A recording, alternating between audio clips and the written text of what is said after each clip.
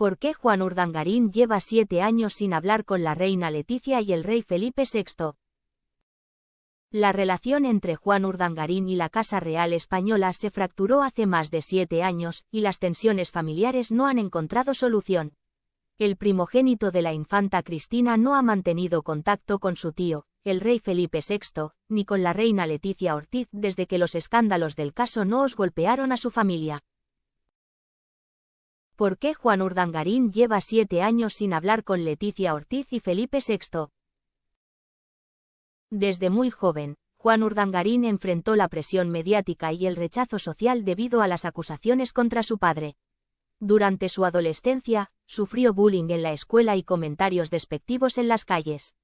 Estas experiencias lo alejaron emocionalmente de su entorno, incluyendo a los miembros de la Casa Real, a quienes también responsabilizó de no haber apoyado a su familia durante la crisis.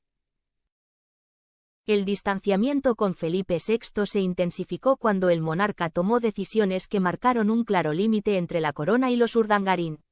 Juan interpretó como una traición la desvinculación total de su madre y su padre de las actividades públicas de la familia real.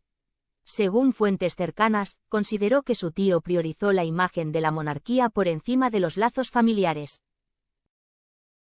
Por otro lado, su relación con Leticia Ortiz tampoco fluyó desde el principio. Los Urdangarín siempre percibieron un trato distante hacia la infanta Cristina.